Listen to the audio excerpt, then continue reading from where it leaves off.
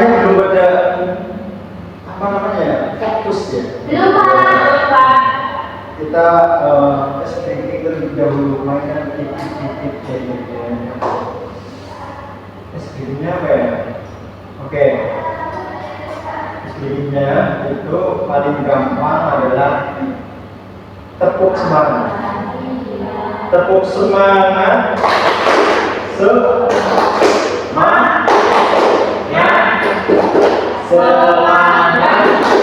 Ayo. Oi. Iya. Gitu. Coba. Tepuk semangat. Semangat.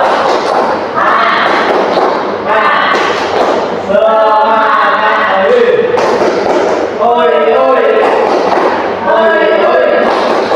Ya.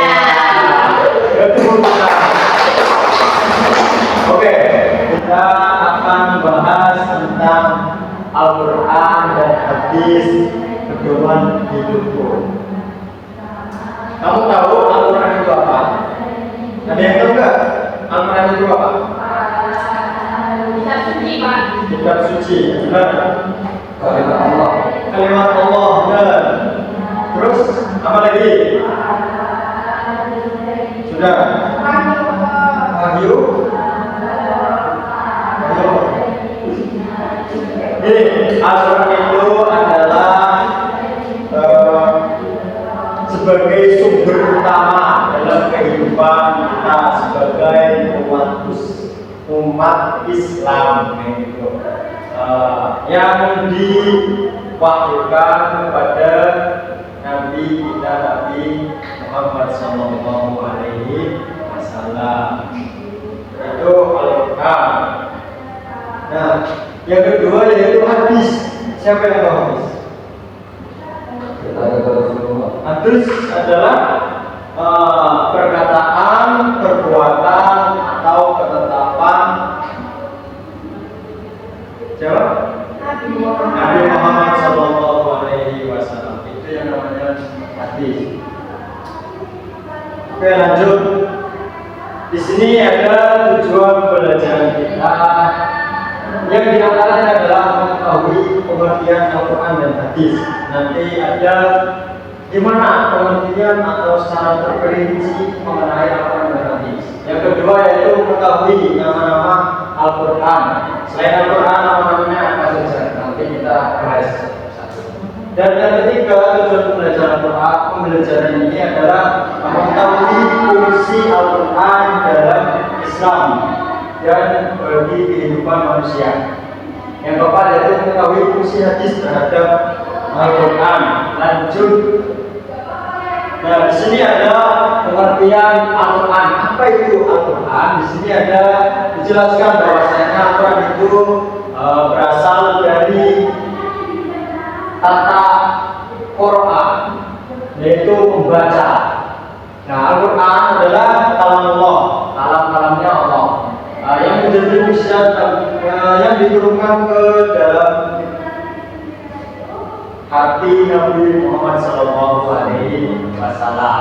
yang diriwayatkan secara mutawatir. Mutawatir itu secara berangsur-angsur dan membacanya dinilai sebagai ibadah atau mendapatkan pahala dari Allah Subhanahu wa Ta'ala. Lanjut, ini pengertian Al-Quran. Lanjut ada nama-nama lain selain Al-Quran. Di sini ada dua, ya kan? Ada dua. Yang pertama yaitu Alkitab. Alkitab disebutkan juga kitab Allah, yaitu kitab yang ditulis dan dikumpulkan. Nama ini menunjukkan Al-Quran adalah firman Allah yang terhimpun dalam satu kitab. Sebutan ini dapat ditemukan dalam surat Al-Baqarah. Sahrul Ramadan alladzi unzila fihi al-Qur'an tidak seperti itu ayatnya. Nah, kitab. Yang kedua Nama yang Al-Quran itu yang kedua yaitu Al-Furqan. Itu dalam satu ayat itu terdapat ada dua nama lain selain Al-Quran. Di sini ada Al-Kitab dan Al-Furqan. Nah, Al-Furqan itu adalah artinya berbeda. Yang dimana yang membedakan antara hak dan yang batil, antara kebenaran dan kebatilan. Nah, di sini ada dalam surat Al-Furqan ayat berapa ini? Ayat 1. Ya. Lanjut untuk itu tadi ada pengertian Al-Quran, terus nama lain dari Al-Quran. Sekarang ada fungsi apa dalam Islam? Yang pertama itu sebagai sumber hukum Islam yang pertama. Kita sebagai umat Muslim, umat Islam pastinya punya pedoman masing-masing.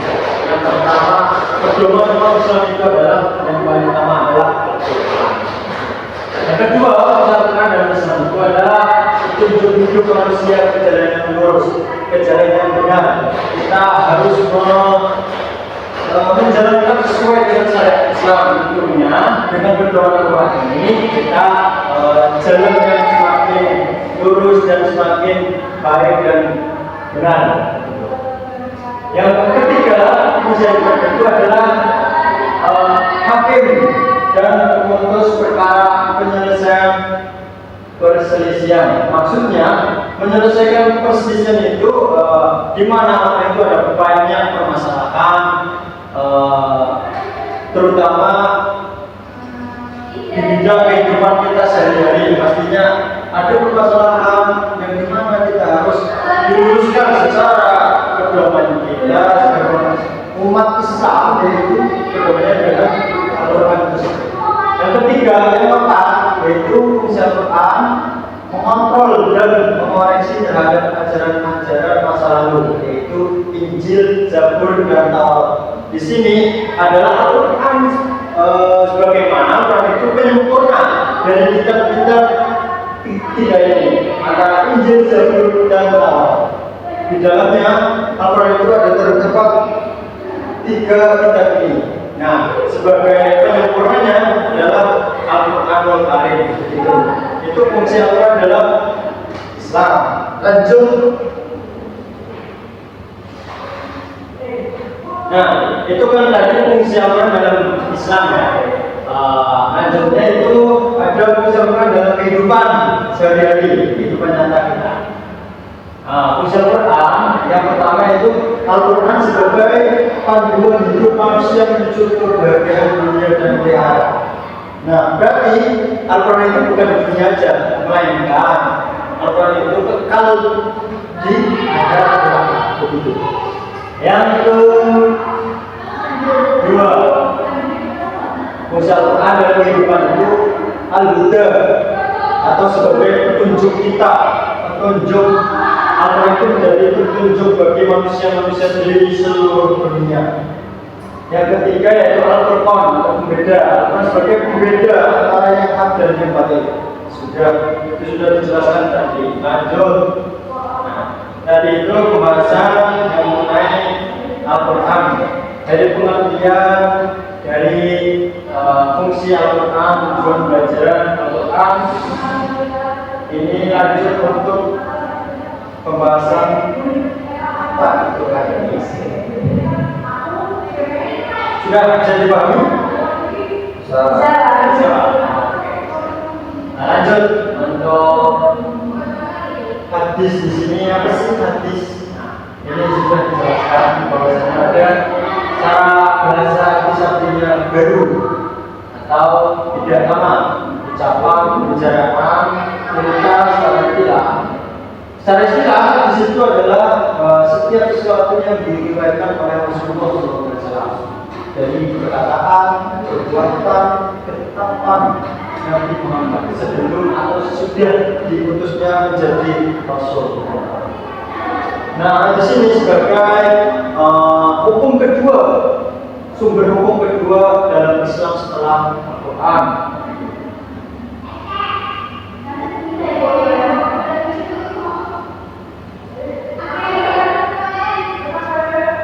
Lanjut. Untuk fungsi hadis sendiri ya, di sini ada 3 fungsi hadis dalam terhadap Al-Quran.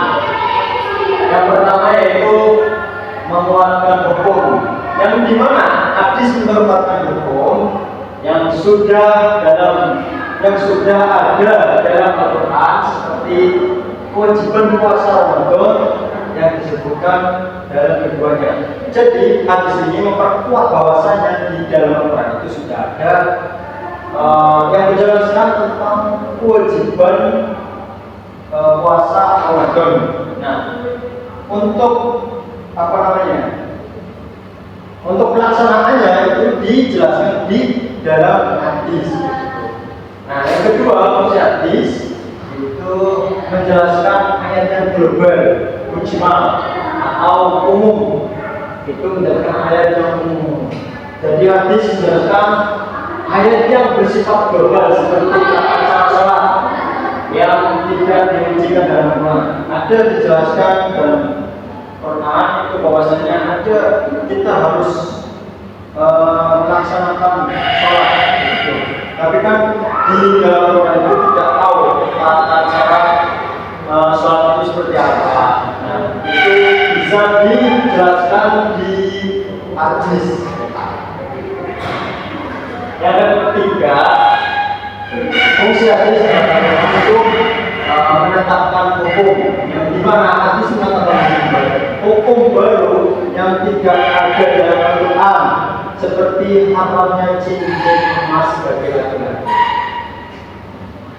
Nah, di dalam Al-Quran tidak disebutkan bahwasanya ada pembahasan seperti haramnya cincin emas bagi laki-laki, tapi di hadis itu ada yang bilang bahwasanya ada hadis yang menerangkan bahwasanya haram bagi seorang laki-laki memakai cincin emas. Ya, kesimpulannya tadi sudah dijelaskan bahwasanya Al-Quran itu sebagai pedoman hidup utama bagi kita umat Islam. Yang kedua yaitu hadis itu sebagai petunjuk pedoman kedua setelah Al-Quran. Ya, dan keduanya itu tidak bisa dipisahkan, salah satunya harus berbarengan, yang dimana Al-Quran, terus Al-Hadis, terus ijma qiyas dan sebagainya begitu. Itulah pembelajaran pada siang hari ini. Kurang lebihnya mohon maaf. Assalamualaikum warahmatullahi wabarakatuh. Waalaikumsalam warahmatullahi wabarakatuh.